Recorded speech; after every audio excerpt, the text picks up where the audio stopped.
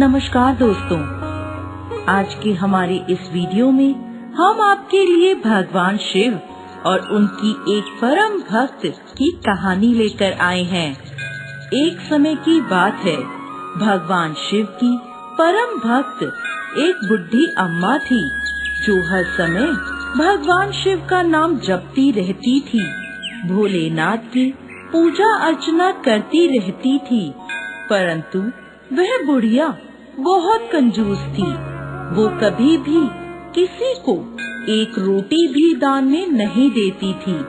जब पड़ोसी उसे कहते, बुढ़ी अम्मा किसी को कुछ दान भी दे दिया करो, तो वो कहती, मैं भगवान शिव की इतनी बड़ी भक्त हूँ, हर समय भोलेनाथ का नाम जपती रहती हूँ, मुझे फिर दान पुण्य करने की क्या जरूरत है, मुझे तो वैसे ही शिवलोक की प्राप्ति होगी।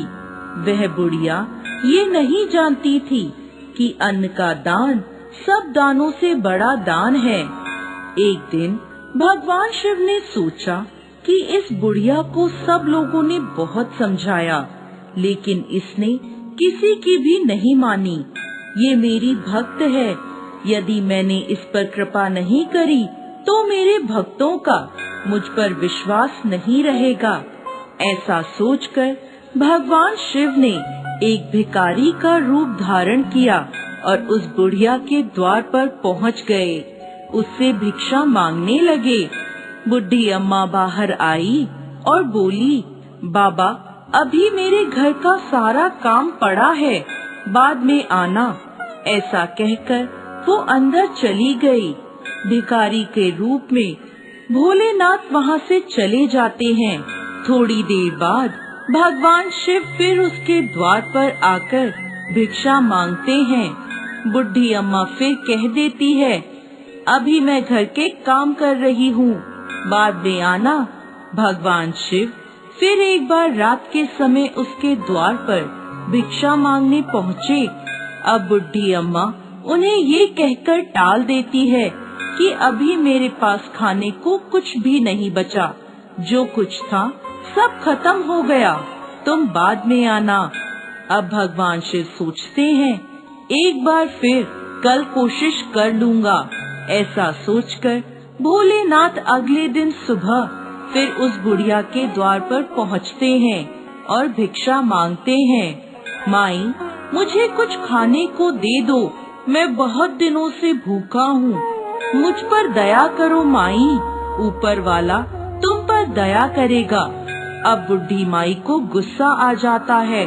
वो भिखारी के स्वरूप में आए भोलेनाथ को खरी खोटी सुनाने लगती है और कहती है, तुम्हारे जैसे बहुत भीख मांगने आते हैं, चलो जाओ यहाँ से। और ऐसा कहकर वो उन्हें वहाँ से भगा देती है। अब भगवान शिव सोचते हैं, ये बुढ़िया नहीं सुधरेगी। ऐसा सोचकर भोलेनाथ वहाँ से चले जाते हैं। अब वह दिन भी आ जाता है जब बुढ़िया को लेने यम के दूत आते हैं। यम के दूतों को देखकर बुढ़ी अम्मा बोली, अरे मुझे तो शिवलोक जाना है। यम के दूत बोले, बुढ़ी अम्मा ऐसा तुमने कोई काम नहीं किया कि तुम्हें शिवलोक की प्राप्ति हो। तब बुढ़ी अम्मा बोली, मैं सुबह शाम भोलेनाथ का नाम जपती रहती थी, उनकी पूजा अर्चना करती थी, इसलिए मुझे शिवलोक ले जाओ।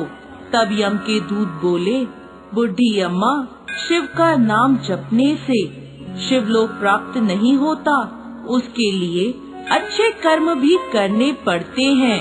अब बुढ़ी अम्मा रोने लगी, मुझे जहाँ ले जाना चाहते हो ले जाओ, लेकिन एक बार मुझे मेरे भोलेनाथ से मिलवा दो।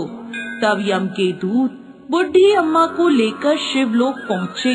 शिवलोक पहुँचकर बुढ़ी अम्मा भगवान शिव के पैरों में गिर गई और कहने लगी, हे प्रभु ये क्या, मैं तो सुबह शाम आपकी भक्ति करती थी, फिर मुझे शिवलोक की प्राप्ति क्यों नहीं हो रही। तब भगवान शिव बोले, बुढ़िया तूने आज तक किसी भूखे को खाना नहीं खिलाया। अन्नदान सबसे बड़ा दान है। मैं भी तेरे पास भिक्षा मांगने आया था, लेकिन तूने मुझे भी भिक्षा में एक दाना तक नहीं दिया। अब बुढ़िया भोलेनाथ के सामने हाथ जोड़कर रोने लगती है। प्रभु, मुझे क्षमा कर दीजिए।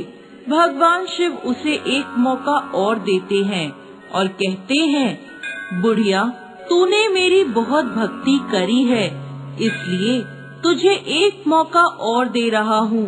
तू धरती पर जा और जाकर जितने पुण्य कर सकती है कर ले, क्योंकि तेरे पास सिर्फ एक सप्ताह का समय होगा। वह बुढ़िया खुश हो जाती है और फिर वो अपने पुराने शरीर में समा जाती है। अब बुढ़िया के घर जो भी भिखारी आता, बुढ़िया उसे पूरी पकवान बनाकर खिलाती। रोज अच्छा भोजन बनाकर भिखारियों को बांट कर आती। एक सप्ताह में बुढ़िया ने खूब धर्म कर्म किया। अपने मरने से पहले उसने थाली लोटे से लेकर सोना चांदी अनाज आदि सब कुछ दान किया। एक सप्ताह बाद जब दोबारा बुढ़िया के प्राण निकलते हैं तो उसे भोलेनाथ की कृपा से शिवलोक की प्राप्ति होती है।